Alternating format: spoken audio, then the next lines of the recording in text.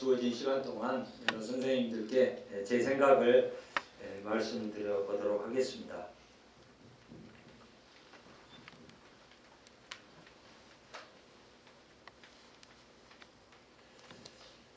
제가 오늘 저녁에 드리고 싶은 말씀은 이 한마디입니다. 문제는 잘 살고 잘 죽는 것이다.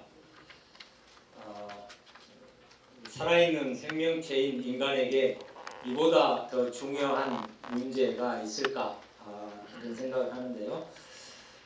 여러분도 카카오톡 많이 사용하시죠? 저도 카카오톡으로 친구들과 여러 그룹 이렇게 채팅도 하고 그러는데 카카오톡 제 프로필에 제가 대문에다가 이렇게 쭉 써놨습니다. 문제는 잘 살고 잘 죽는 것이다. 한 10여 년 됐네요. 이러한 어떤 생각, 이러한 깨달음을 갖게 된 것. 그래서 이보다 더 중요한 일은 없다. 이렇게 생각하고 제 스스로에게 다짐하는 그런 말이기도 합니다. 저는 대학에서 주로 아까 소개했던 것처럼 실천철학, 윤리학을 가르치는 선생님입니다. 그래서 제가 이렇게 가지고 있는 문제의식은 대개 이런 겁니다. 어떻게 살 것인가, 좀 더 구체적으로는 어떻게 하면 잘 살 것인가, 또 어떤 삶이 좋은 삶이고 또 행복한 삶인가, 이런 문제가 우리에게 좀 중요한 근본적인 문제이지 않을까 이런 생각하고요. 더 나아가서 또 어떻게 살 것인가라고 하는 이 질문은 나는 누구인가, 인간은 어떤 존재인가, 무엇인가 라고 하는 그런 근본 질문과 직결되어 있는 문제이기도 합니다. 더 나아가서 우리 죽을 때까지 좀 자유롭고 활동적으로 살고 싶은데 자유롭고 활동적인 삶은 어떻게 가능한가, 이런 질문들을 늘 가지고 있습니다. 코로나를 겪으면서 여러 선생님들께서도 이런저런 생각들 많이 하셨을 텐데 저는 여러 가지 생각 중에서 이 세 가지 질문을 한번 던져봤습니다. 2030년에 우리들의 삶의 모습은 어떤 모습일까? 이렇게 세상이 하루가 다르게 이렇게 변화하는데 또 2050년 인류는 어떻게 변할 것인가? 또 2100년이 온다면 22세기 인류는 과연 존속할 것인가?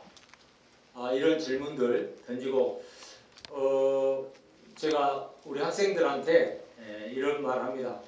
이제 학생들은 20대 초반이기 때문에 100세 시대를 산다면 22세기에도 살 것 같은데 그때 철학 가르쳤던 선생이 대단히 호기심을 가지고 궁금해했는데 22세기 2100년의 모습은 어떤 것이었는가 한번 생각해 달라고. 저는 그때 없을 테니까요.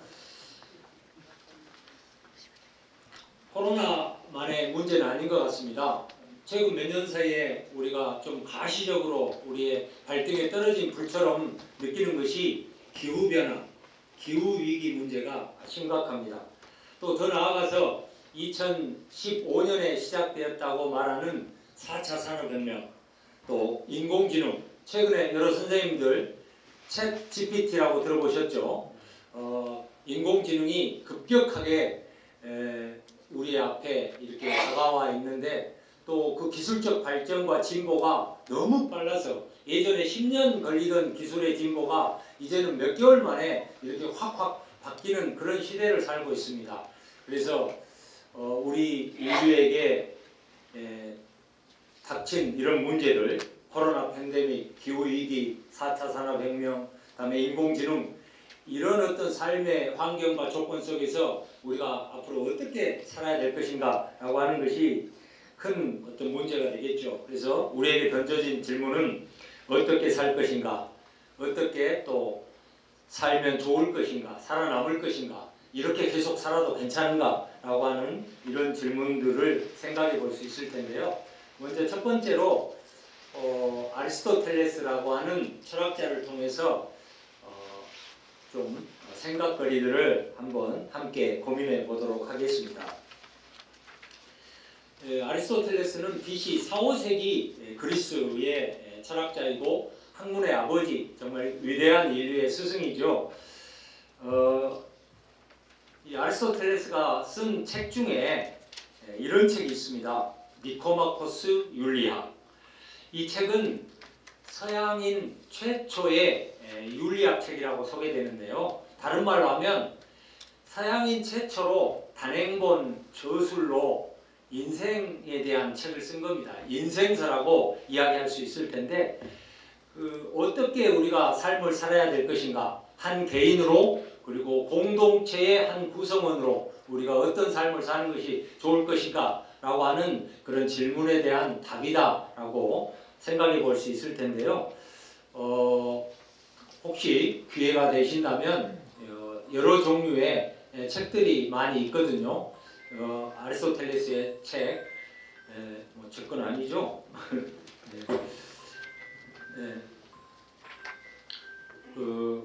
그래서 한번 기회가 되신다면 2500년 전의 책이지만 여전히 오늘 읽어도 아마 많은 메시지가 있을 걸로 생각합니다. 이 책에서 아리스토텔레스는 삶의 어떤 목적의 문제라든지 또 행복, 탁월성, 중용, 또 정의, 또 우정 이런 문제들에 대해서 아주 심도 있게 다루고 있습니다. 아리스토텔레스는 이런 질문들을 던졌습니다. 왜 살아야 되는가? 우리가 사는 목적은 무엇인가? 어떤 삶이 성공적인가? 또 어떻게 하면 잘 산가? 또 행복한 삶은 어떤 삶인가? 또 더 나은, 더 좋은 삶의 방식은 무엇인가? 또 어떻게 하면 더 잘 생존할 것인가? 이런 질문들을 던졌다고 볼 수 있는데요. 책의 첫머리에서 이렇게 이야기를 했습니다.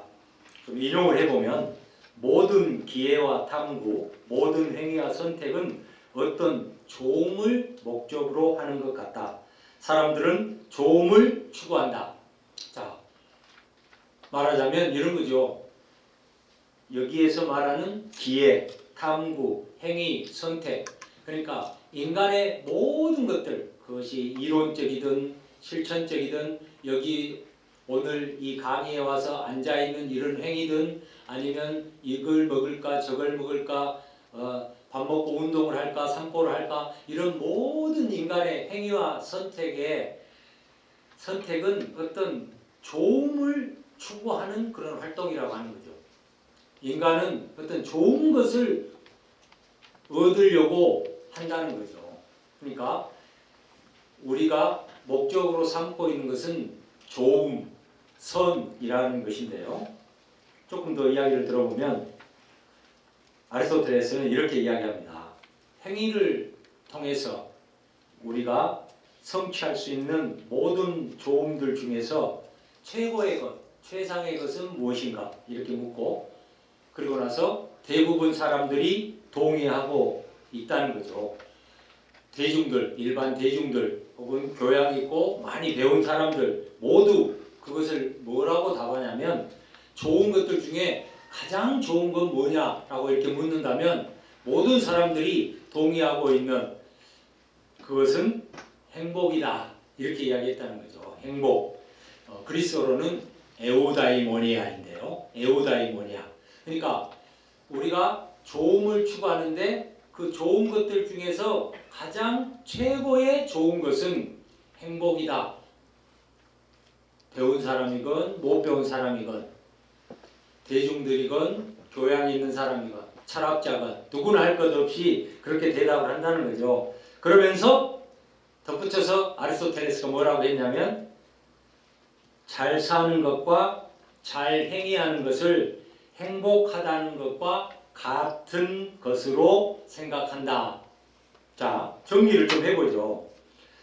잘 산다는 것, 잘 행위하는 것, 행복하다는 것이 같은 레벨에 있는 서로 이꼬로 해서 이야기할 수 있는 그런 이야기라고 하는 거죠. 그러니까 잘 사는 것이나 성공적으로 사는 것이나 행복한 것이나 이것이 같은 말이라는 거죠. 우리가 영어로 웰빙 이런 말 쓰잖아요. 안녕이에요. 잘 있음.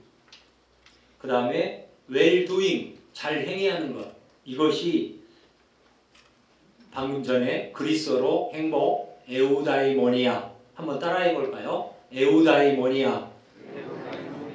이거하고 같은 말로 쓰일 수 있다는 거죠. 제가 오늘 강의에서는 잘 사는 삶, 성공적인 삶, 좋은 삶, 행복한 삶, 이것을 같은 의미로 사용하겠습니다. 아리스토텔레스가 그렇게 이야기를 했다는 거죠.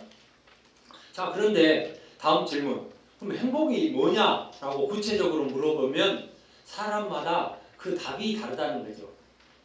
한자말로 10인 10색인 거예요. 10사람이면 10사람 모두 각각 다른 생각을 하고 10인 10색, 색깔이 다른 거죠. 어떤 사람은 눈에 보이고 누구나 알 수 있는 어떤 것을 가령 즐거움이나 부자로 사는 거나 명예를 얻고 권력을 얻고 이런 것을 이야기하고 또 다른 사람들은 제각각 다른 것을 이야기한다는 거죠. 심지어 같은 사람도 사정에 따라 행복이라고 말하는 것이 다르다는 거죠. 예를 들자면 아플 때는 건강이, 그리고 외롭고 쓸쓸할 때는 친구가, 이렇게 또 가난할 때는 돈이 많은 것을 이렇게 행복이라고 이야기한다는 거죠. 각각 이렇게 뭔가 다르게 한 사람에게 있어서도 이렇게 달리 이야기를 하는데 오늘날 많은 사람들은 또 뭐라고 합니까? 여러분 들어보셨죠? 소확행 이렇게 이야기합니다. 소소하지만 작지만 확실한 어떤 것이 행복이다. 이렇게 젊은 친구들은 많이 이야기하고 또 뭐라고 그래요? 욜로 이렇게 이야기해요. 욜로. 인생은 한 번뿐이야. 그렇게 아등바등 할 필요 없어. 그냥 현재를 즐기면서 살면 돼. 이렇게 이야기도 한다는 거죠. 자, 그런데 이 철학자 아리스토텔레스는 조금은 일반 대중들이 생각하는 것과 다른 생각을 한 사람이었습니다. 그래서 일단 행복을 아까 웰빙, 웰두잉, 에우다이모니아 이렇게 갖다 이야기해놓고 그것은 가장 좋은 것이고 우리 인생의 궁극적인 목적이고 또 그 자체로 부족함이 없는 자족적인 것이다 이렇게 말하면서 그런데 행복은 대중들이 말하는 부나 명예나 권력이나 건강이나 뭐 이런 것을 얻거나 그런 것을 성취한 어떤 상태가 아니라 활동이다 이렇게 이야기했다는 거예요. 행복은 내가 돈을 많이 가지고 있거나 내가 지금 건강한 상태거나 이런 것이 아니고 활동이다. 행복은 상태가 아니라 활동이다. 근데 어떤 활동이냐? 아리스토텔레스가 덧붙여서 말하기를 사람이 사람으로서 실현해야 될 그런 사람의 본성과 기능을 잘 발휘하면서 끊임없이 활동하는 것, 그것이 행복이다. 그러니까 내가 지금 돈이 많다고, 내가 잘생겼다고, 내가 지금 사회적 영향력이 있다고 이러한 어떤 상태, 조건이 그 자체로 행복에 이르게 하는 것이 아니고 자신의 어떤 본성과 기능, 사람의 그런 능력을 끊임없이 발휘하면서 활동하는 것, 이렇게 이야기를 했다는 거죠. 자, 아리스토텔레스는 인간의 행복이 무엇인가를 밝혀내기 위해서 좀 약간 논의의 어떤 전략을 가지고 이렇게 접근을 하는데 그 전략은 뭐냐면 그러면 인간의 행복이 문제이기 때문에 인간이 어떤 존재인가, 어떤 기능과 본성을 가진 존재인가를 먼저 따져 물어봐야 된다는 거죠. 우리가 지금 저 들에 있는 소나무의 행복을 논하는 것도 아니고 또 사자의 행복을 논하는 것도 아니고 호모사피엔스인 인간의 행복을 논하기 때문에 인간이 어떤 존재인가를 한번 먼저 따져 물어보자. 그런 전략을 쓴 거죠. 정리해서 보면 식물이나 동물과 인간 혹은 신의 존재하고 구별되는 인간만의 어떤 고유한 특성과 본성이 무엇인가 라고 하는 것을 먼저 밝혀야 그래야 인간의 행복이 뭐다 라고 하는 것을 이야기할 수 있지 않겠냐 이런 뜻이겠죠. 그래서 이런 그 옆에 있는 피라미드 구조를 대개는 이제 성층 이론이라고 해요. 밑에 단계에 무생물이 있고 그 다음에 이제 식물이 있고 그다음에 동물이 있고 그다음에 인간이 있고 다음에 맨 꼭대기에 이제 신이 있는 이런 그 구조인 거죠. 먼저 그러면 식물과 인간을 한번 비교해 보자. 식물도 인간처럼 뭐예요? 생명 활동을 하는 생명체죠. 그러니까 생명 활동을 한다. 생명체다라고 하는 것이 인간과 식물, 저 나무에 하고 우리하고의 공통성이에요. 나무도 여러 가지 그 영양소를 빨아들이고 숨도 쉬고 또 생명의 기능을 갖고 있는 그런 것이죠. 그렇기 때문에 생명이라고 하는 것이 인간만의 고유한 특성과 본질은 아니다는 거죠. 자, 동물하고 비교를 해보니까 동물, 우리가 코로나 상황에서 백신 개발하고 치료제 개발하기 위해서 뭐예요? 어떤 약물을 개발하게 되면 먼저 동물을 대상으로 실험을 하잖아요. 그러면 실험을 할 때 사람들이 갖고 있는 그 출발점, 생각은 뭐예요? 인간과 동물은 비슷하거나 같다예요. 그래야 의미가 있어요. 자, 어떤 백신의 후보 물질을 딱 개발했는데 그것이 바로 인간을 대상으로 한 실험을 하는 것이 아니라 먼저 동물을 대상으로 한 실험을 하고 거기에서 독성이라든지 안전성이라든지 효능이 검증되면 그 다음에 인간을 대상으로 1상, 2상, 3상 이런 과정을 거쳐서 상용화하는 이렇게 되는 거죠. 그러면 이러한 어떤 과정에 들어있는 생각은 뭐예요? 인간과 동물은 비슷하거나 같다는 거예요. 그러면 뭐가 같아요? 대개 인간과 동물의 공통점은 인간이나 동물이나 고통을 느끼고 기쁨을 느끼고 스트레스를 받고 감각 의식 능력이 같은 거예요. 감각 의식 능력. 동물도 고양이 꼬리 바르면 소리 지르면서 아프다고 그러죠. 그런 것처럼 감각, 느끼는 능력이 같은 거예요. 그러니까 감각 의식 능력이 인간만의 고유한 특성이라고 말할 수 없다는 거죠. 이것을 쾌고 감수 능력이라고 이렇게 이야기하겠죠. 자, 그럼 인간만의 고유한 본성과 기능, 본질은 뭐냐? 인간을 인간되게 하는 그것은 뭐냐?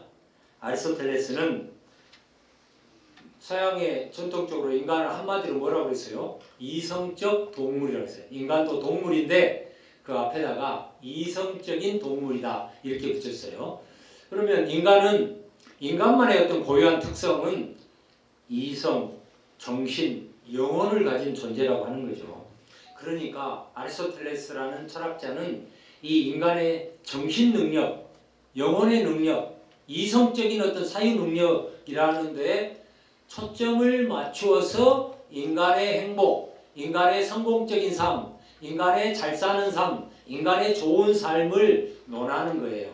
자, 이해가 되죠? 그래서 행복이라고 하는 것은 인간의 이러한 자기 본성을 끊임없이 잘 발휘하면서 지속적으로 활동하는 그런 삶이라고 하는 것으로 아리스토텔레스는 생각을 했다는 거죠. 자, 행복을 우리가 인생의 궁극 목적이다. 누구나 다 행복하려고 하잖아요. 누구나 다 잘 있고 잘 살고 좋은 어떤 삶을 살려고 하죠. 그렇기 때문에 행복은 한순간에 이루어질 수 없어요. 인생의 어떤 국면에서 이루어질 수 없어요. 인생이라고 하는 것은 불행도 있고 행복도 있고 끊임없는 그런 부침의 과정일 텐데 행복은 순간이 아니라고 하는 거죠. 내가 예를 들면 젊은 친구들 같으면은 대학에 합격했다. 엄청 행복하죠. 또 여자친구하고 연애가 잘 된다. 엄청 행복하죠. 그러다가도 연애가 안 된다. 그러면 죽고 싶을 정도로 불행하다고 느끼기도 하고 이러는데 그래서 행복이 그러게 인생의 궁극적인 목적이라고 한다면 그것은 한순간에 달성될 수 있는 것이 아니고 인생 전체를 통해서 달성될 수 있는 활동이라고 하는 거죠. 아리스토텔레스가 아주 유명한 그 말을 했어요. 이 비유인데 인용을 해보면 여기 한 마리 제비가 날아온다고 봄이 아니다. 햇볕 따사로운 좋은 날 하루가 봄을 만드는 것도 아니다. 행복한 하루나 짧은 시간이 행복한 사람을 만들지 않는다. 굉장히 많이 인용되는 그런 그 유명한 구절인데요. 한번 기억을 해 주시고, 자, 정리를 해보죠. 아까 제가 우리가 잘 산다는 것, 잘 생존한다는 것, 또 잘 있다는 것, 안녕, 그다음에 성공, 이런 것이 핵심적인 키워드인데, 행복이라고 하는 것은 우리 생애 전체를 통해서 인간의 본성을 잘 발현하고 실현하는 끊임없는 지속적인 활동이라고 하는 거죠. 이렇게 보면 저는 행복을 인생 전체를 통한 좋은 삶, 잘 사는 삶, 성공적인 삶, 그리고 그걸 위한 노력하는 삶이다. 이렇게 정의할 수 있다고 생각합니다. 자, 이제 추가적으로 아리스토텔레스가 이런 질문을 던졌어요. 행복은 신이 내린 선물인가? 아니면 우연, 운수, 행운의 산물인가? 아니면 노력이나 훈련이나 학습이나 이렇게 해서 행복해질 수 있는가? 이렇게 아리스토텔레스가 질문을 하고 난 다음에 어떻게 대답을 했냐면, 만약 신이 내린 선물이 있다면 행복은 신이 내린 선물 중에 가장 좋은 선물일 것이다. 행복은 우연, 운수에 의한 것이 아니다. 어찌 가장 위대하고 가장 고귀한 것을 우연에 맡길 수 있겠는가? 그렇게 하는 것은 너무 부조리다. 넌센스다는 거죠. 행복이 운의 산물이다.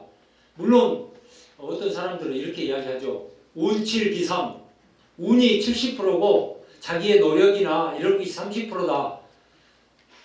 인생에 운이 따른다라고, 운이 일정하게 작용한다. 이걸 우리는 부인할 수는 없죠.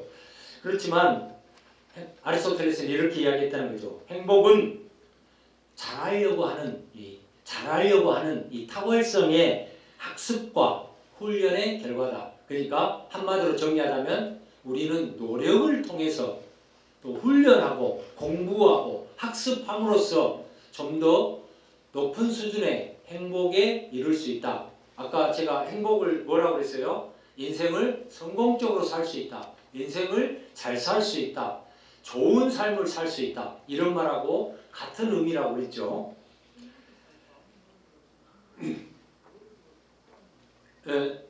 나중에 질문 있으면 메모하셨다가 질문 시간을 드리도록 하겠습니다.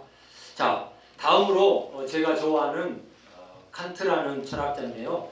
아리스토텔레스는 기원전 4, 5세기 그리스 철학자입니다.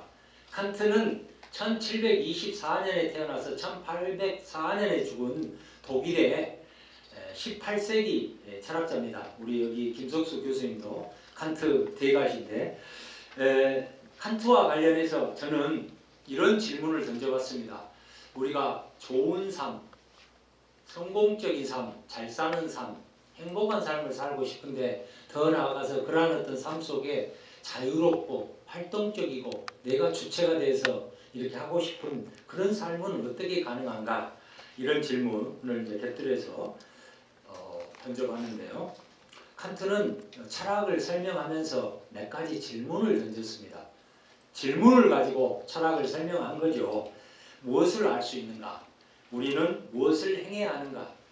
우리는 무엇을 희망해도 좋은가? 그러면서 이 세상의 모든 질문들은 이 마지막 질문, 궁극적인 질문, 인간이란 무엇인가? 이 질문으로 수렴되고 귀착된다. 이렇게 이야기했어요.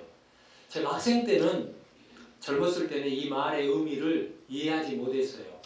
근데 좀 더 이제 나이가 먹고 난 다음에, 역시 칸트 선생님의 이 통찰, 이 세상의 모든 질문들은 마지막 이 질문, 나는 누구인가? 인간이란 무엇인가라고 하는 이 질문 속에 수렴되고 귀착된다. 그러니까 제일 중요한 질문은 어떤 질문이에요?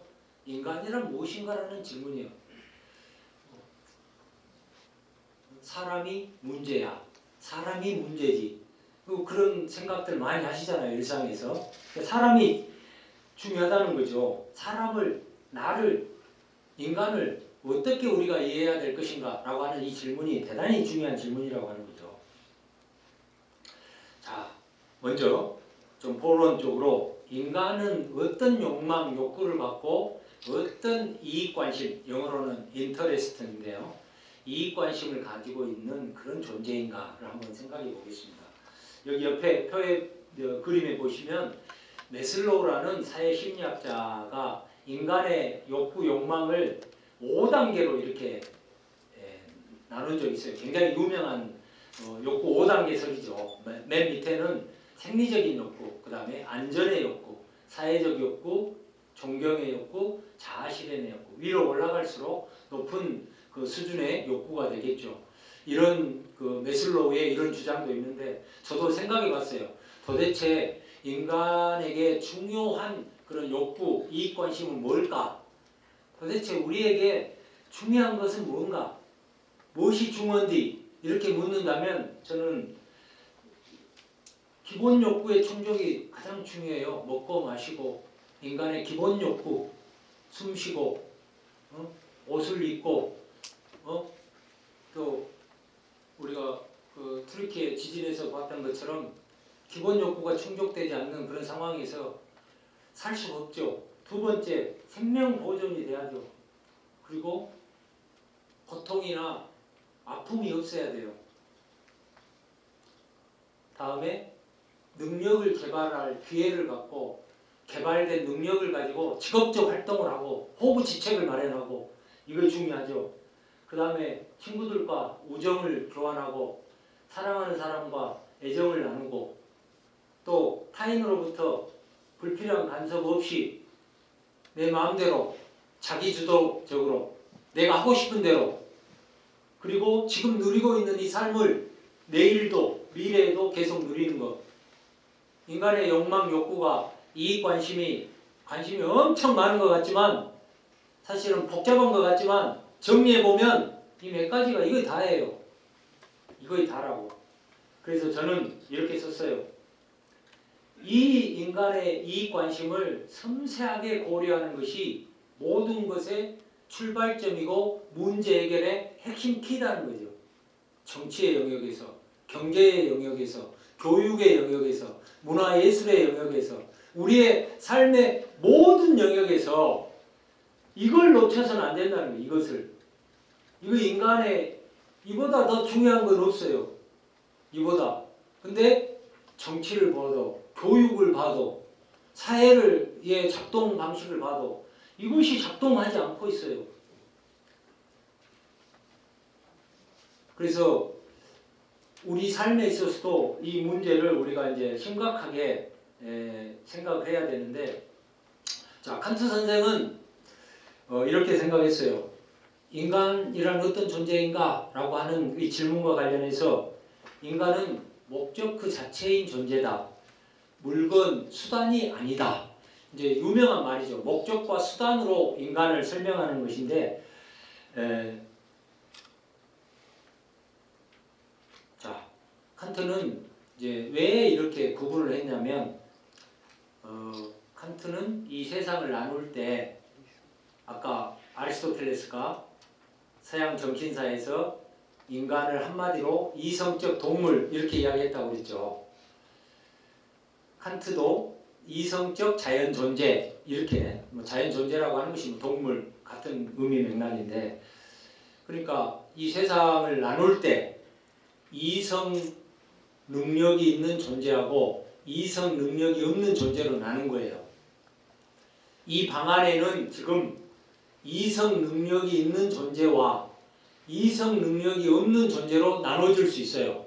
저와 지금 제 앞에 앉아있는 여러 선생님들은 이성 능력을 갖고 있는 존재들이고, 자, 제가 들고 있는 이 레이저펜이나 마이크나 이 물병이나 지금 여러분이 앉아있는 책상이나 의자나 이 모든 이 방에 우리 말고는 뭐예요? 이성 능력이 없는 존재들이에요. 그러니까 이성 능력이 있는 존재는 목적 그 자체고 그 외의 것들은 뭐예요? 수단이라고 하는 거죠. 수단. 지금 제가 이 레이저 포인트로 이렇게 가리키는 수단, 제가 제 목소리를 키워주는 수단, 저의 기본 욕구를 충족시켜주는 수단, 지금 앉아서 강의를 듣는 수단, 이 안에 있는 것들은 수단하고 목적이 있는 거예요. 근데 여기서 목적 그 자체라는 말은 더 이상의 다른 목적을 위한 수단이 되지 않는다, 그런 말이에요. 여러분은 목적 그 자체입니다 라고 이렇게 이야기한다면 여러분은 또 다른 어떤 목적을 위한 여러분은 수단이 되지 않습니다. 달리 이야기하면 그 말은 여러분은 절대적인 목적이고 절대적인 가치를 갖는 그런 존재라고 하는 거죠. 그걸 이제 인격적 존재. 다른 것들은 상대적 목적과 가치를 갖는 물건이고 수단인 거죠. 이해되죠? 자, 그러면 오늘날 우리가 인간이 도달한 하나의 최고의 가치는 모든 인간은 법 앞에 평등하고 존엄한 존재다예요. 모든 인간은 존엄한 존재다 할 때 칸트 선생이 대단한 탁월성을 가지고 이 존엄성을 정의를 했는데 뭐라고 정의했냐면 존엄한 것을 설명을 하면서 이렇게 설명을 했어요. 존엄한 것은 가격을 매길 수 없다. 그러니까 또다시 이 세상을 칸트는 두 가지로 나눴어요. 가격을 매길 수 있는 것과 가격을 매길 수 없고 가격을 뛰어넘는 것으로 구분했다는 거죠. 이 지금 강의실 안에 모든 것들은 다 가격을 매길 수 있어요. 이거 얼마짜리 이렇게. 근데 여러분 지금 제가 얼마짜리입니까? 선생님은 가격이 얼마로 매겨질 수 있습니까? 이렇게 할 수 없다는 거예요. 그러니까 여러분이 존엄한 존재입니다. 이때 존엄이라고 하는 것은 높을 존, 엄할 엄, 한자 말로는 그렇게 되잖아요. 높고 엄한 성질이라 함부로 할 수 없다. 이런 뜻풀이가 되지만 칸트 선생은 뭐라고 이야기를 했다고요? 내가 존엄한 존재라고 한다는 것은 나는 가격을 매길 수 없고 가격을 뛰어넘는 그런 존재라고 하는 거죠. 이해되죠? 자, 그래서 칸트가 우리가 일반적으로 행위를 할 때 따라야 될 그런 도덕 명령, 실천 명령을 이렇게 이야기했어요. 그 유명한 명령이죠. 너 자신을 대할 때나 다른 사람을 대할 때 물건으로 대하지 말고 목적 그 자체로 대해라. 인격체로 대해라. 이것이 이제 칸트의 유명한 그 실천 명령인 거예요.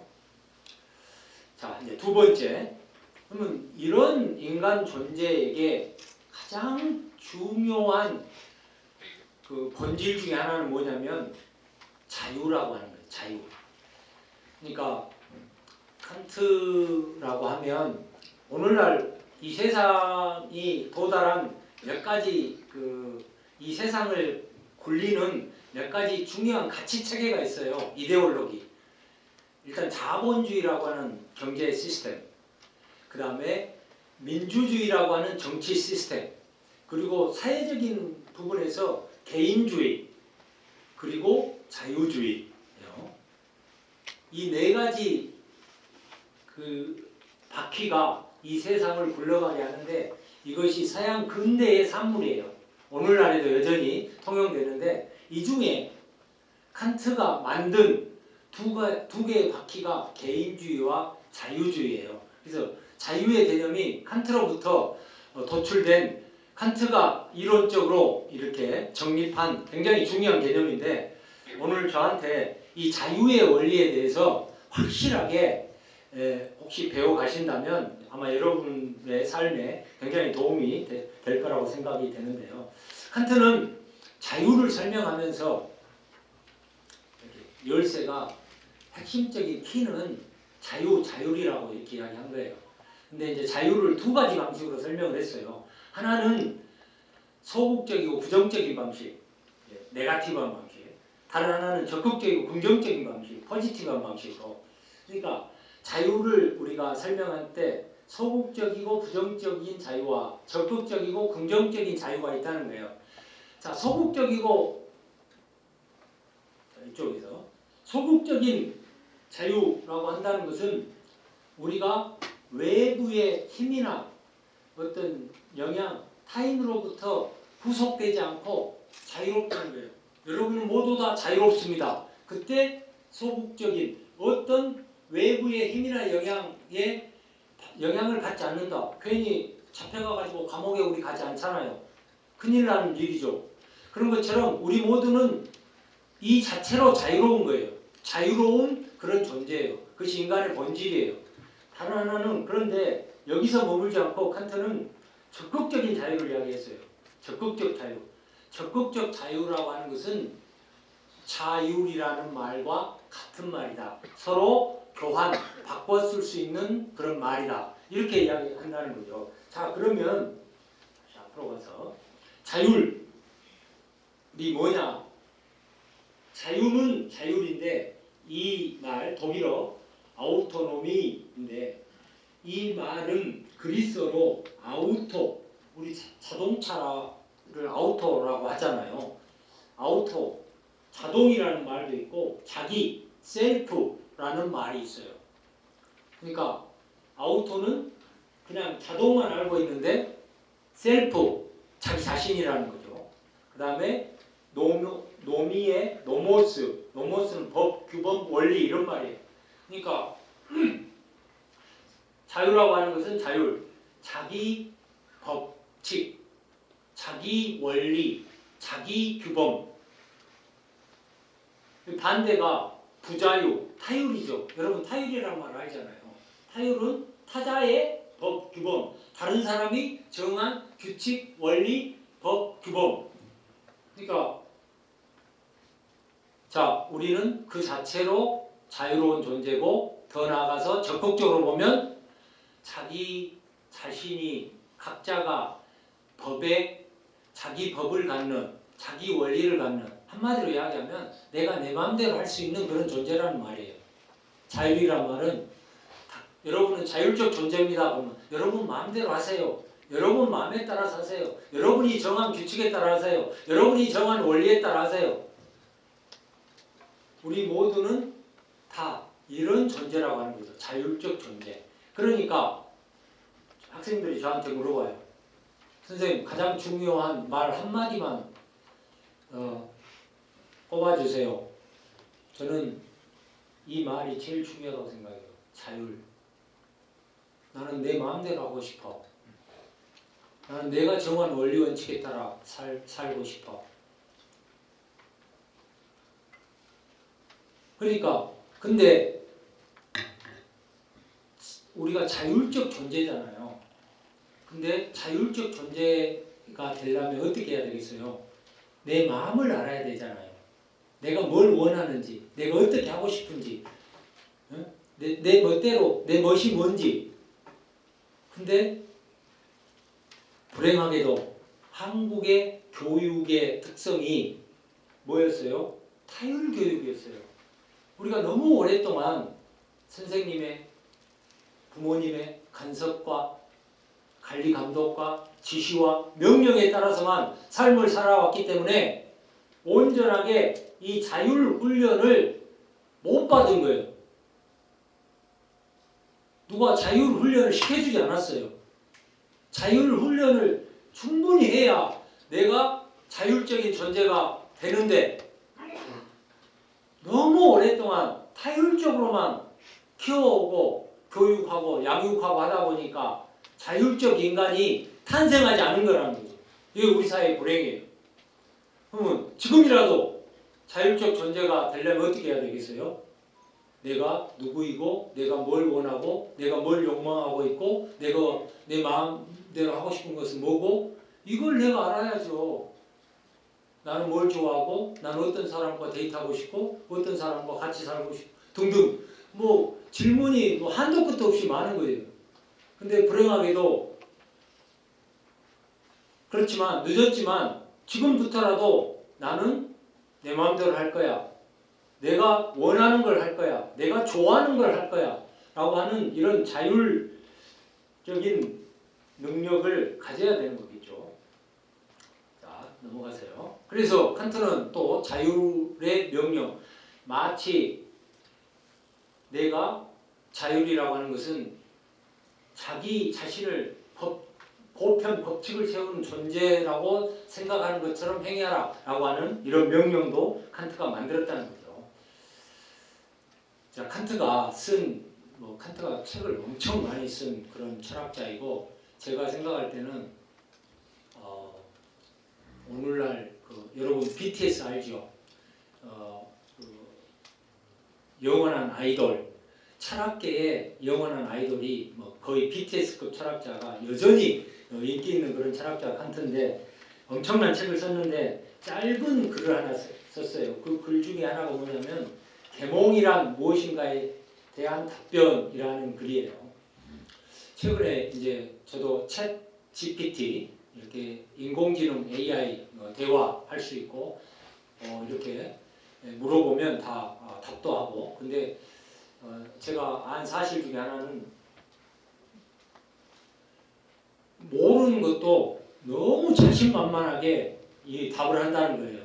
우리는 누가 뭘 물어보면 모르면 모른다 하거나 또 대답을 하더라도 좀 자신 없어 하잖아요. 근데 엉뚱한 이야기, 말도 안 되는 이야기를 챗 GPT가 하면서도 엄청 자신감 있게 떳떳하게 이렇게 한다는 거죠. 앞으로 어떻게 전개될지 모르겠습니다만, 제가 걱정하는 것은 마치 이제 우리가 챗 GPT 같은 그런 인공지능에 의존을 하게 되면 결국은 인간이 성숙한 인간, 자립적이고 자율적인 인간이 될 것인가, 저는 이런 걱정이 좀 있는데요. 칸트는 다음 조언으로 이런 말을 했다는 거죠. 이 스스로 미성숙한 상태에서 책임을 가지고 벗어나는 것이 대단히 중요한, 자기 계몽이 대단히 중요한 것이다. 그러니까 미성숙, 우리가 나이를 먹는다고 성숙하게 되는 거 아니에요. 당연히 나이를 먹으면 먹을수록 성숙하게 될 가능성이 높아지죠. 그렇지만 나이 먹음 그 자체가 성숙하게 된 이렇게 이꼬르가 성립되지 않는다는 거죠. 그러면 어떻게 해야 되는가? 칸트 선생이 우리에게 조언하는 것은 뭐냐면 다른 사람의 지도와 후견으로부터 벗어나야 된다는 거죠. 온전히 자기 힘으로 자기의 생각, 이성, 지성을 사용해야 된다는 거죠. 스스로 알려는 결단과 스스로 생각하려는 용기가 필요하다는 거죠. 이거의 반대가 게으르고 비겁하고 또 편안함, 이런 것을 가져서는 안 된다는 거죠.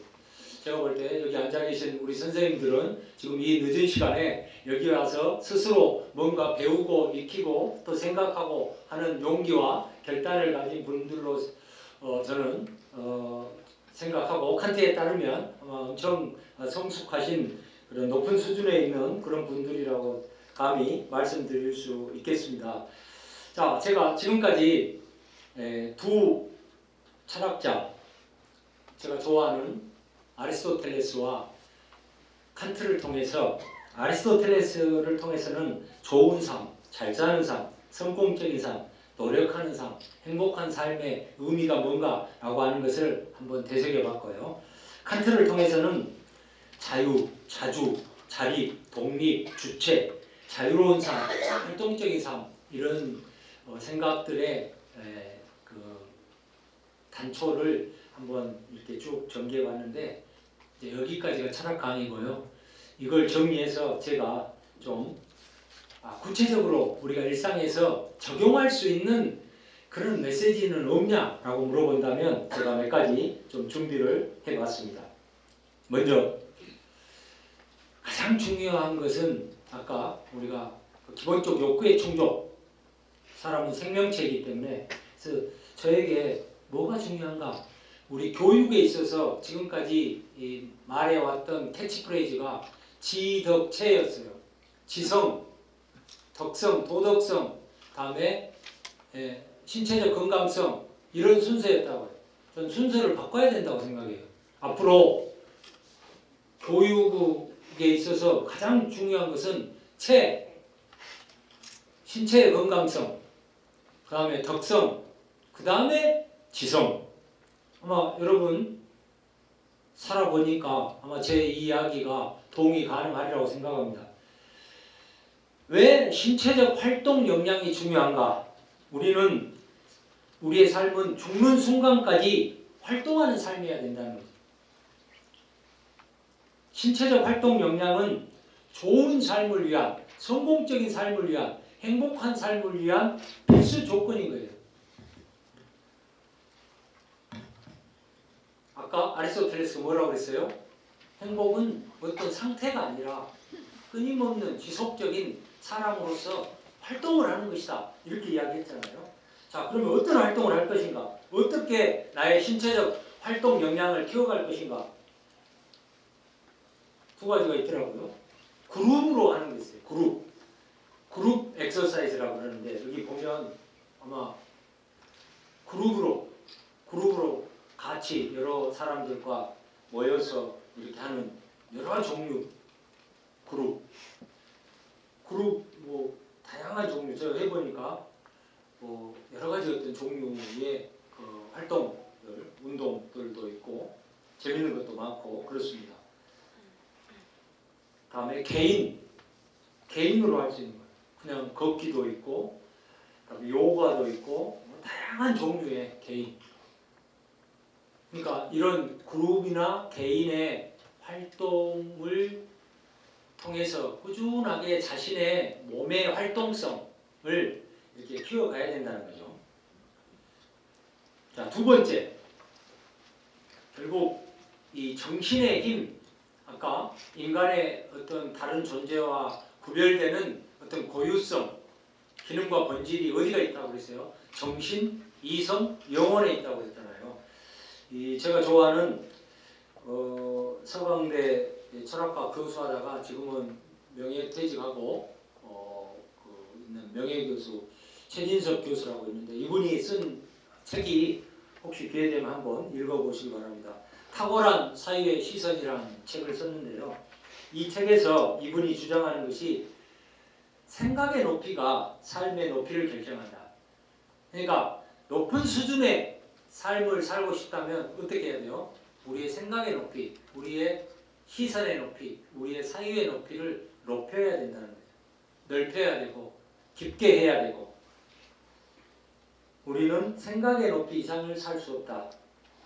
우리의 생각의 높이가 삶의 수준이고 그래서 사실은 또 지식을 쌓는다는 것도 중요한 거 아니에요. 우리가 지식을 쌓을 때 보면 되게 암기하고 다음 단계로 원리적으로 이해하고 그것을 응용하고 적용하고 그 다음에가 이제 문제 해결하고 통찰력이 생기고 근데 사실은 공부하고 지식을 쌓고 하는 것에 가장 필요는 문제 해결 능력과 통찰력 그리고 더 나아가서 창의력이 가장 중요한 것이죠. 이제 그러려면 그냥 무조건 공부 잘한다 공부한다 의미가 없는 거예요. 그걸 공부해가지고 뭐하냐 삶을 사는데 문제 해결 능력, 통찰력, 지혜 이런 것을 얻기 위해서 결과적으로 그렇게 하는 것인데 그러면 우리의 생각의 높이를 끌어올리기 위해서는 어떻게 해야 되는가? 개인 차원에서는 우리의 교양과 품위와 이해력의 수준을 높여야 되는 것이고 사회 차원에서는 오늘날과 같은 그런 정말 어깨 부딪히며 하는 이런 경쟁사회가 아니라 인문사회, 협력사회, 인문적 교양 그리고 좋은 정치가 이루어지는 그런 사회가 되는 것이고 국가적 차원에서는 우리가 세계 10대 경제대국이 되고 잘 살게 됐다는 거예요. 지금 잘 살게 된 것까지도 안 되는 거예요. 좀 더 높은 수준의 선도적인 인류 국가가 되는 거예요. 수준 높은 국가가 돼야 되는데 그런 점에서 아직 갈 길이 많이 남았다 이렇게 생각할 수 있겠습니다. 자, 세 번째 포인트는 자주, 자립, 독립, 주체, 자율 역량을 우리가 어떻게 강화할 것인가. 제가 수년 전에 읽었던 책 중에 일본 이 가정교사 이분은 원래 그 이나미노 다다루라는 분은 원래는 영어 교사였다고 해요. 근데 일본도 입시가 심해서 별 재미없는 거죠. 입시 교육을 하는 것은 교육은 입시 교육이 아니에요. 사람 교육해야 되고 그러는데 재미없으니까 기술 과정으로 자신의 이 교과 종목을 바꾼 거예요. 그리고 그 결과를 모아서 쓴 책이 일본에서 베스트셀러에 올랐는데 팬티 바르게 개는 법이에요. 제목이 좀 이상하잖아요. 팬티 바르게 개는 법. 우리 여기 앞에 선생님 팬티 개일 수 있어요? 김성수 교수님? 우리 선생님 팬티 개십니까? 아 개요? 네, 자립심이 굉장히 높으신데요. 우리 여성분들은 뭐 다 갤 테니까 저는 팬티 잘 갭니다. 제 것뿐만 아니라 저 집에 3명의 여인들하고 같이 사는데 근데 구분이 안 돼가지고 무조건 개 놓으면 이제 알아서 찾아가는 방식으로. 근데 결국은 우리가 얼마나 삶에 있어서 자립적이고 독립적이고 자주적이고 주체적인가 이것이 결정적이라는 거예요. 그래서 이분이 4대 자립 영역 생활, 경제, 정신, 성 여기서 성이라고 하는 것은 섹스인데 4개 영역에서 자립적이어야 된다라고 하는 것을 강조하는데 제가 그래서 한번 만들어봤어요. 이 체크리스트를 이제 모르겠습니다만 저희 돌아가신 저희 아버지 하늘에서 제 보고 이제 아버지 이야기 그만해라 라고 할지 모르겠습니다만 저희 아버지는 입이 자주적이었어요. 자립적이고 조금 더 심하게 이야기하면 입만 자립적이었어요. 밥 먹으면 야 이제 후식으로 지금 과일 좀 먹어봤구나. 약 먹어야 되겠다. 물 좀 떠와라. 가만히 앉아서 입은 굉장히 자립적이었어요. 근데 본인 스스로 하는 것은 거의 없었어요. 근데 저는 이제 아버지를 이해해요. 왜? 아버지 세대는 그랬으니까. 근데 가능한 한 할 수 있는 건 내가 해야 된다. 또 할 수 있어야 된다. 안 하더라도. 근데 대개는 이제 많이 해주잖아요. 옆에 같이 사는 분들이. 그래서 기본 능력. 여기 기본 능력 쉬운 이야기예요. 철학 교수 가서 저렇게 쉬운 이야기만 할까? 이렇게 이야기할지 모르겠습니다만 보면 밥, 빨래, 청소 이런 거 할 수 있는가? 아침에 스스로 일어나고 침대, 이불 정리, 옷 관리, 외출할 때 뭐 혼자 있을 때 식사 준비하고 설거지 혼자 할 수 있는가? 또 가족 식사 하는데 같이 준비하고 또 뒷정리하고 또 장보기도 하고 생활 쓰레기 분리수거하고 또 화장실 청소하고 빨래하고 뭐 이런 거 할 수 있는가? 체크리스트예요. 체크리스트. 자, 두 번째 경제생활. 다들 나이가 있으신 선생님들이기 때문에 경제에 대한 기본적인 개념. 그러니까 결국은 자기의 수입 대비 지출을 얼마나 적절하게 조절할 능력이 있는가라고 하는 그런 경제관념을 가지고 있는가 이런 뜻이 되겠죠. 정신자립하고 성자립은 제가 조금 더 설명을 드리면 정신자립이라고 하는 것은 결국 우리는 이 세상에 나와 같지 않은 정말 많은 사람들과 한 지붕을 한 하늘을 떠받치고 산다는 거죠. 이 세상에 나 같은 사람 없어요. 다 각기 다른 사람. 보통 우리는 각각 개성이 다른 사람들이라고 이야기하죠. 그러니까 독특한 사람. 되게 이제 학교에서는 이렇게 이야기해요. 교수는 딱 2종류만 있다. 그런 말 들어봤어요? 아주 이상한 사람하고 이상한 사람. 그러니까 교수는 이상한 사람이거나 아니면 아주 이상한 사람이거나. 이제 교수들을 이제 되게 그런 말 하잖아요. 제주도에서 그 개미 일개 군단을 데리고 갖고 하는 거하고 서울로 데려가는 거하고 교수 3명을 서울로 데려가는 거 뭐가 더 쉽겠냐? 그러면 개미 일개 군단을 제주도에서 서울까지 데려가는 것이 더 쉽다는 거예요. 그 말은 의미는 뭐예요? 교수들은 정말 가장 각색이다. 독특한 사람들이다. 저도 집에서는 그래요. 아빠는 정말 독특한 사람이라고 그래요. 제 스스로는 그냥 평범한 사람 같은데. 그러니까 무슨 이야기냐면 이 세상에는 나 같은 사람이 없으니까 정말 다른 사람들과 내가 어떻게 내 이해관계를 조절하면서 타인의 이해관계를 고려하면서 살 것인가, 또 협력할 것인가. 이 내 스타일이 아닌 사람과 어떻게 서로 협력하고 대화하고 서로 같이 밥 먹을 자리가 있으면 밥도 먹고 일할 기회가 있으면 일도 하고 이렇게 같이 놀 기회가 있으면 놀기도 하고 할 건가 라고 하는 이 역량이 정신자립의 역량이에요. 이걸 키워야 되는 것이고, 다음에 성자립이라고 하는 것은 여러분 우리 사회에서 최근 몇 년간 많이 봤잖아요. 박원순 시장, 오거돈 시장 다 성비 때문에 다 날아간 사람들이잖아요.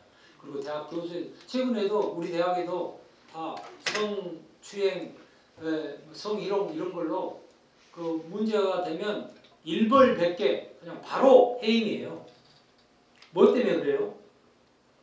한마디로 타인의 성적 자기결정권을 이해하지 못하고 행위를 하거나 말을 하거나 하기 때문에 그런 거예요. 성이라고 하는 것은 각자 자기의 욕망이기 때문에 내가 타인과 함께 성적인 어떤 욕망 충족을 하려면 타인의 이익관심을 고려해야 되는 거예요. 근데 나의 욕망에 편해서 내 마음대로 하다가는 문제가 발생하는 거죠. 그래서 이 성적인 자기 결정권을 이해하고, 그리고 성적 욕망은 절대화 될 수가 없어요. 절대적으로 충족될 수 없다는 거죠. 성이라고 하는 것은 항상 상대화 될 수밖에 없다라고 하는 이것을 깨달아야 되는데 그렇지 않기 때문에 문제가 항상 발생한다는 거죠. 자, 제가 생활, 경제, 정신, 성자립에 대해서 이야기를 했습니다. 자, 또 제가 수년 전에 읽은 책 중에 하버드 대학교 의과대학 교수인 아툴 바한디라는 사람이 쓴 책, 어떻게 죽을 것인가 라고 하는 이 책을 읽으면서 결국은 인간은 삶을 살아가는 존재이지만 동시에 인간의 생명의 본질은 우리는 죽어가는 존재예요. 죽음을 향해서 가는 그런 존재예요. 생물학적으로도 일정하게 20대 초반까지 엄청난 생성되는 어떤 세포수가 있다면 그 이후로는 죽어가는 세포수가 더 많은 거예요. 생물학적으로도. 그러면 이 어떻게 죽을 것인가 라고 하는 이 이제 책과 관련해서 인간의 어떤 본질은 생명이고 또 동시에 동전의 양면처럼 인간의 본질은 죽음이라고 하는 거죠. 이 죽음의 면을 우리는 자꾸 잊어버리는데 이것을 잊지 않고 통찰하는 거예요. 아툴 바한디는 이렇게 이야기합니다. 혼자 설 수 없는 순간이 찾아온다. 모든 것은 허물어지게 마련이다. 삶에 대한 나의 주도권을 잃어버릴 것이다. 마지막까지 그렇지만 가치 있는 삶을 살고 싶어 한다. 두렵지만 죽음에 대해서 끊임없이 이야기하고 생각해야 된다. 우리에게 끝이 있다는 것을 받아들여야 된다. 이제 아툴 바한디가 자기 아버지도 의사인데 자기 아버지를 케어하면서 인생의 마지막 국면에 케어하면서 쓴 책이에요. 그러면서 뭐라고 이야기했냐면 현대의학은 인생의 마지막 국면에 있는 사람들을 도와주지 않는다. 도움이 되지 않는다는 현대의학. 현대의학 지금 뭐예요? 요양병원, 요양원, 중환자실에서 좀 냉정하게 좀 심하게 이야기하면 돈벌이 하고 있잖아요. 그렇게 해서는 안 되는 거예요. 사실은 아툴 바한디 이야기지만 제일 부자 나라하고 제일 가난한 나라에서는 사람들이 집에서 죽어요.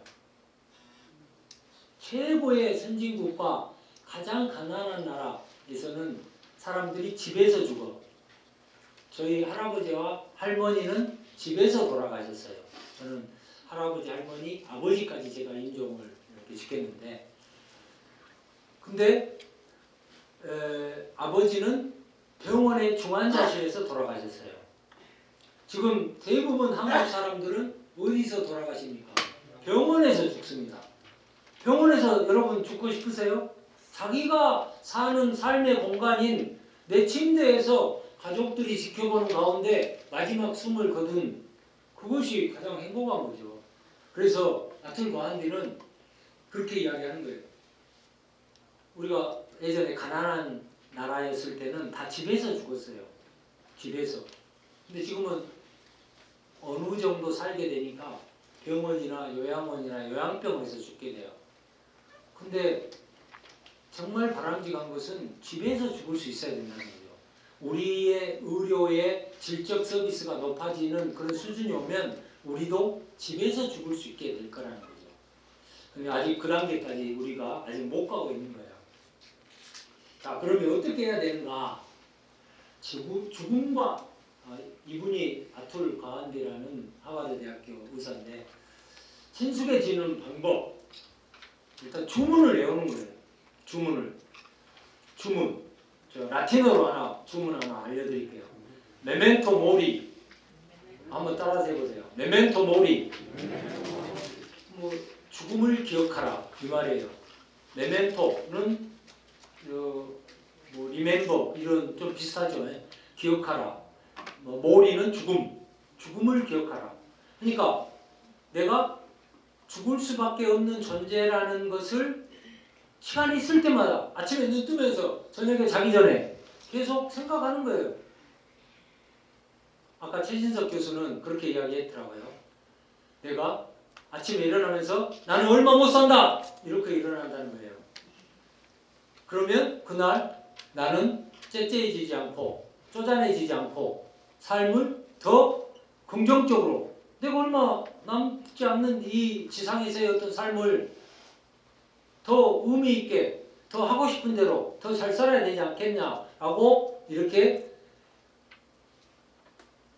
비관적으로 되는 것이 아니라 긍정적으로 낙관적으로 된다는 거예요.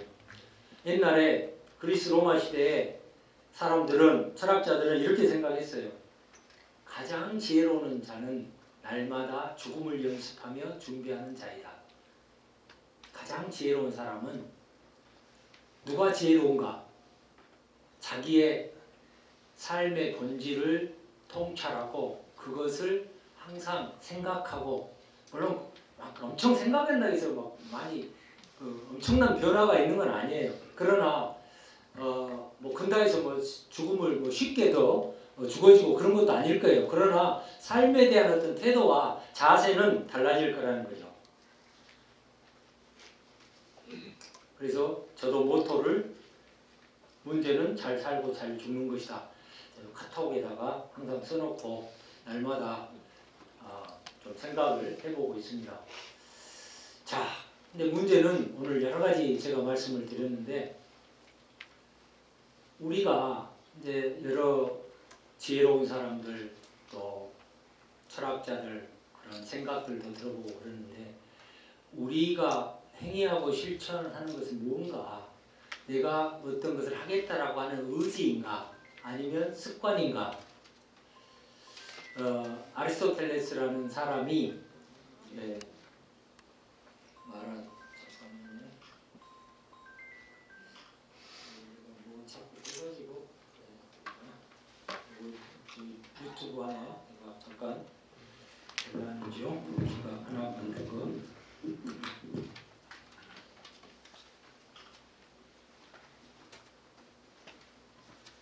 소리가 안 나네.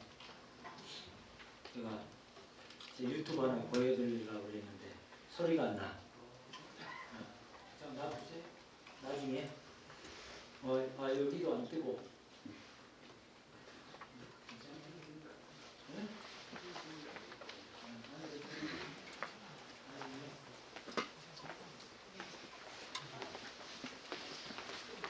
괜찮으니까 안 보여줘도 돼.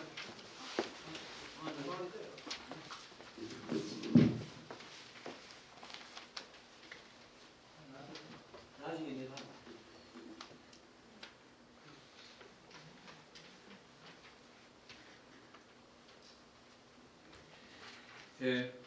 이제 다시 아리스토텔레스로 가서 우리가 어떤 것을 할 수 있는 것은 그것을 해야 되겠다, 하고 싶다 이런 어떤 의지 이런 것도 중요하지만 그것이 이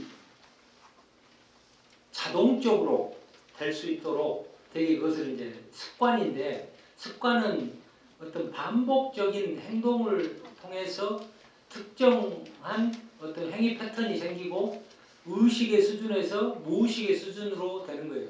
예를 들면 우리가 아침에 일어나는 습관을 들었다 그러면 그 습관이 아침에 6시에 일어난다 라고 하는 것이 습관화되어 있다면 그것이 거의 무의식의 수준에서 일어나는 거예요. 그러니까 근데 이 습관의 힘이 결정적이라고 하는 거죠. 습관의 힘이. 근데 뭘 해야지 라고 생각하면서도 평생 못한 것도 있어요. 네? 그런 거 많잖아요. 이거 해야지 이러면서 못한 것들 많다는 거죠.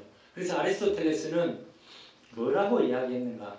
참 2500년 전에 이런 통찰을 했다는 것이 정말 대단한데, 이렇게 습관을 들였는지 혹은 저렇게 습관을 들였는지는 결코 사소한 차이를 만드는 것이 아니다. 그것은 대단히 큰 차이, 아니 모든 차이를 만드는 것이다.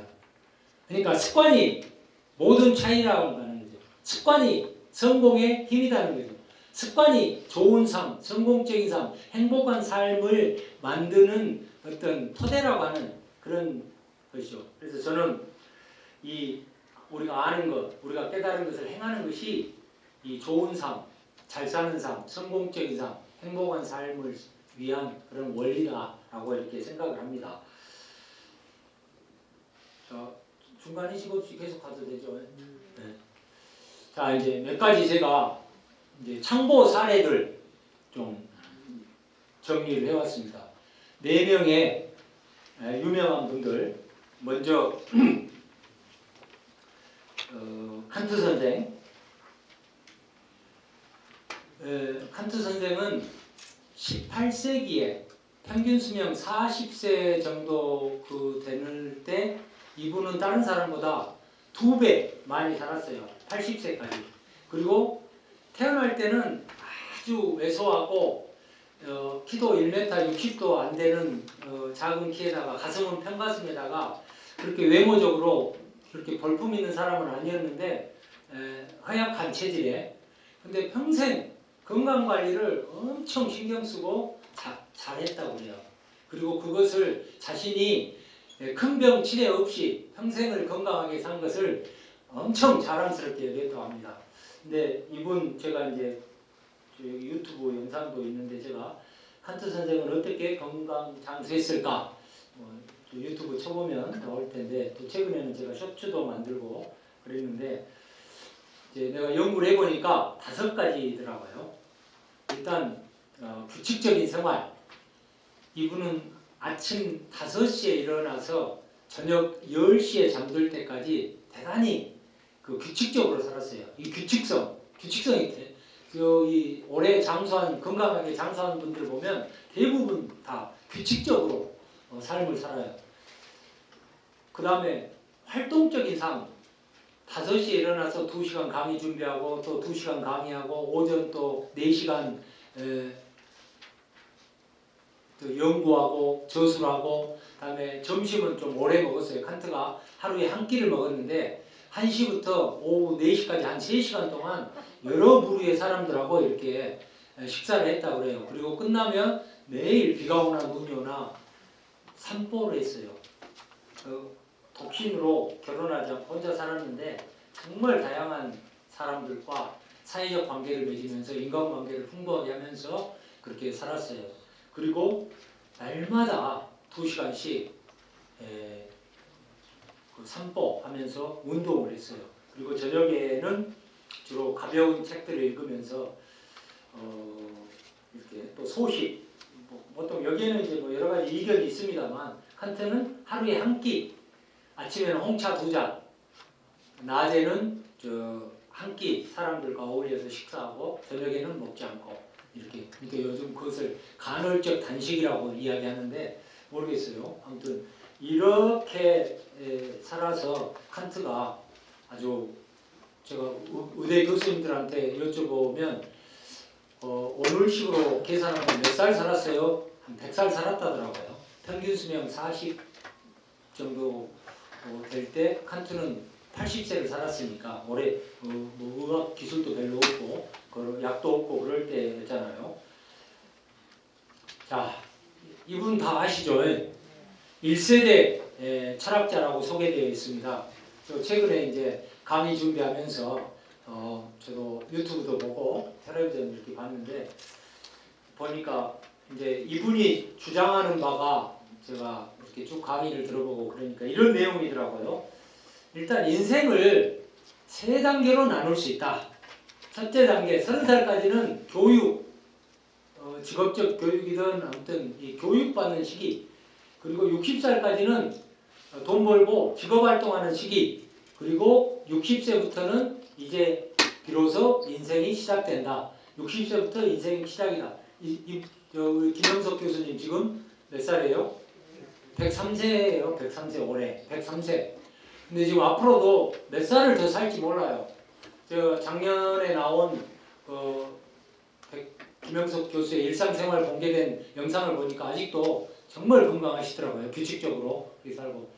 60세에 주장하는 것이 60세 돼서야 철이 들더라. 60세 돼서야. 그리고 노력하면 모든 것이 다 가능하다. 그리고 자기가 60세 전까지 한 일보다 60세 이후에 그리고 최근에 또 보니까 97세부터 최근 몇 년간 한 일이 어마어마하게 많다는 거예요. 어마어마하게 많다. 그래서 노력하면 가능하다. 그러면서 이제 나이 먹었으니까 이제 뒷방 신세 해야지. 뭐 나이 먹은 사람이 뒤로 처져 있어야지. 나서고 그러면 돼. 이런 생각하지 말고 사회하고 끊임없이 연결하면서 활동하면서 삶을 살아야 된다. 이런 주장을 했습니다. 저하고 이제 가끔씩 만나는 우리나라 최고의 장수학 전문가의 박상철 교수님이라고 인터넷에 오늘 집에 가서 한번 찾아보십시오. 많은 칼럼도 있고 주장도 있고 그래요. 제가 일부 이렇게만 따왔는데 이분이 서울대 의대 교수였어요. 그리고 2000년도 초반에 이제 100살 산 사람들 연구를 시작한 거예요. 그래서 100세 연구의 선구자 그리고 세계적인 권위자가 됐는데 이건희 회장이 살아계실 때 삼성바이오 부사장으로 이렇게 픽업이 됐어요. 부사장으로 스카웃 돼가지고 이건희 회장이 뭐라고 했냐면 내가 당신한테 세계적인 전문가들 200명을 뽑아줄 테니까 이 건강 장수 연구를 해라. 근데 2016년에 시간이 얼마 지나지 않았는데 이건희 회장이 어떻게 됐어요? 쓰러졌잖아요. 그리고 이제 뭐 최근까지 작년까지인가 사시다가 돌아가셨는데 매년 와병 상태로 계시다가 돌아가셨는데 그러니까 전문가들 한 200명 뽑아가지고 100세 연구, 건강 장수 연구 하도록 해주겠다는 것이 물거품이 된 거예요. 그 오너가 그렇게 되니까. 그래서 그 뒤에 여기 대구의 과기원, 대구 경북 과기원 있잖아요. 거기에 석좌 교수로 계시다가 지금도 이제 여기 계속 오늘도 전화해 보니까 대구에 계시다더라고요. 지금은 전남대학교 의과대학 석좌 교수로 계셔요. 70대 후반이셔요. 근데 이분이 이제 100세 연구를 많이 하셨는데 이분이 주장하는 내용을 쭉 보니까 이런 내용이에요. 자, 사람들이 점점 더 오래 산다. 그리고 100세이니 100살까지 산 사람들이 정말 양적으로 많이 늘어나고 있다. 뭐 우리 중에도 지금 100살 넘게 사실 분들이 여러 분 계실 거예요. 그리고 2030년에 한국이 세계 최장수국이 된다. 근데 이 말은 우리나라 사람이 한 말이 아니고요. 영국 사람들이 이런 그 이야기를 했다고 그래요. 한국이 일단 여러 가지 건강보험 체계라든지 의료 시스템이 좀 세계적인 수준이고 또 한국 사람들이 건강 장수에 대해서 엄청난 관심을 갖고 있고 그러다 보니까 2030년이 되면 평균 수명 90살 이렇게 몇 년 안 남았지만 굉장히 우리가 세계 1위의 최장수국이 된다는 거예요. 그런데 장수를 하는 데 있어서 기본 조건은 건강과 행복이라고 하는 거죠. 근데 이제 조사를 해보니까 이 건강 수명, 건강하게 사는 수명하고 또 생명, 기대 수명하고 심각한 불일치가 있다는 거예요. 되게 선진국 같은 데는 건강 수명과 기대 수명이 12살 정도가 차이가 난다고 그래요. 근데 우리나라는 지금 몇 살 차이가 나냐면 18살 차이가 나요. 건강하게 사는 그 나이하고 이제 죽는 나이하고 그러니까 나이 들어서 오랜 시간 동안 투병 생활하다가 죽을 가능성이 굉장히 높다는 거죠. 그래서 이제 문제는 우리가 코로나 상황에서 확인한 것이 그거예요. 코로나 때 60세 이상 고령자들이 많이 죽었잖아요. 근데 죽은 사람들의 많은 경우의 수가 뭐였어요? 이 기저질환. 기저질환이 있는 사람들이 치명적이었다는 거죠. 근데 기저질환의 유무가 중요한데 기저질환은 주로 생활 습관을 어떻게 하느냐에 따라서 오는 병이라고 하는 거죠. 그래서 해법은 간단하다. 생활 습관을 바꾸면 된다. 생활 습관을 개선하는 것이 핵심 포인트라는 거죠. 그래서 이분이 이제 오늘 저녁에 제가 제 유튜브에다가 영상을 하나 올릴 텐데 아까 우리 김석수 교수님하고는 밥 먹으면서 봤습니다만 아직 공개는 안 했는데 제가 하루에 하나씩 저녁에 한 9시 한 4, 50분경에 짧은 영상을 하나씩 올리는데 이걸 올릴 거예요. 뭐냐면 팔딱팔딱 하다가 꼴딱하고 죽고 싶냐? 아니면 시름시름 앓다가 꼴딱하고 죽고 싶는가? 여러분 어떻게 하고 싶으세요?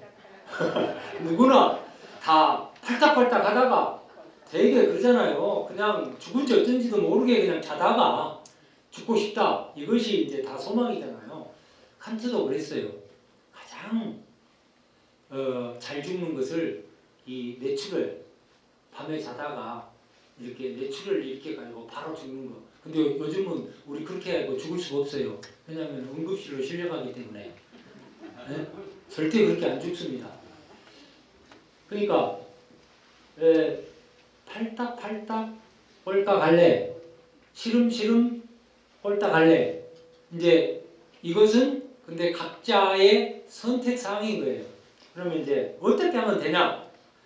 이분이 제시한 것이 장수학자의 조언.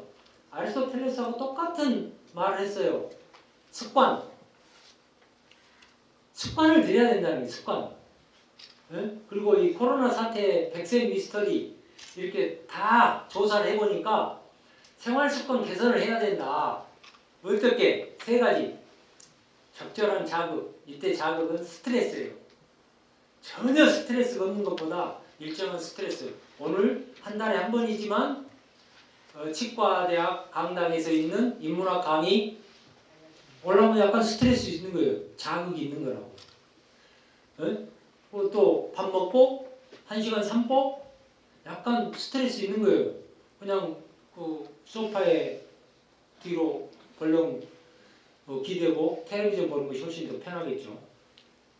자, 적절한 영양, 그다음에 적절한 운동. 이 3가지 요소. 아까 우리 김영석 교수님도 이 적절한 어떤 자극 다 되게 공통성이 있다는 거예요. 자, 오늘 제 강의 마지막 슬라이드입니다. 이런 분들도 제가 제 스스로 제 인생에서 참고를 하지만 제가 많이 참고한 한 사람이 있습니다. 파블로 카잘스라는 스페인 출신의 첼리스트인데요. 이분은 어떤 사람이냐면 96세를 살았죠. 근데 73년에 돌아가셨네요. 세계 첼로계의 교본, 세계 첼로계의 거장. 그러니까 더 이상 올라갈 데가 없는 최고의 그 아티스트인 거죠. 근데 이분이 90살이 넘어서도 날마다 첼로 연습을 하는 거예요. 유튜브에 가면 이분의 그 첼로 연주곡들이 많이 있습니다. 한번 찾아보시기 바랍니다. 저는 이분으로부터 언제까지 우리가 노력하면서 뭔가 조금 더 개선해보고 잘해보려고 하면서 살 것인가라고 하는데 그 질문에 대한 답을 저는 찾을 수 있다고 생각해요. 날마다 90살이 넘어서도 첼로 연습을 하니까. 근데 이분은 첼로 연습 필요해요, 안 필요해요? 올라갈 때까지 다 올라간 사람 아니에요. 더 이상 어떻게 보면 필요가 없는 거죠. 근데 그렇게 날마다 몇 시간씩을 첼로 연습을 하니까 어느 신문 기자가 물어봤어요. 선생님, 언제 연주 계획이 있어서 그렇게 열심히 준비를 하십니까? 그러니까 이분이 뭐라고 그랬냐면, 제가 스페인어를 모르니까 영어로 이렇게 이야기했어요. I am beginning to notice some improvement. 그러니까 쉽게 이야기하면 약간의 개선을 보이기 시작했다. 조금 의역하면 내가 요즘 날마다 실력이 좀씩 늘고 있다. 세계 최고의 첼로 거장이 날마다 첼로 연습을 하면 뭔 실력이 늘었어요. 근데 날마다 실력이 늘고 있다. 그럼 이 사람은 언제까지 했어요? 숨 넘어가는 순간까지 첼로를 한 거예요. 뭘 했어요? 자기가 즐겁고 자기가 의미 있고 자기가 잘할 수 있고 자기가 해야 된다고 생각하는 것을 붙들고 죽기 직전까지 계속 했다는 거예요. 여러분은 뭘 가지고 있습니까? 무엇을 죽기 직전까지 해보고 싶으십니까?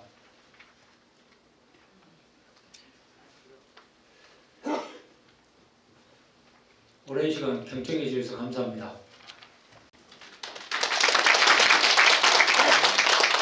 시간이 좀 남았는데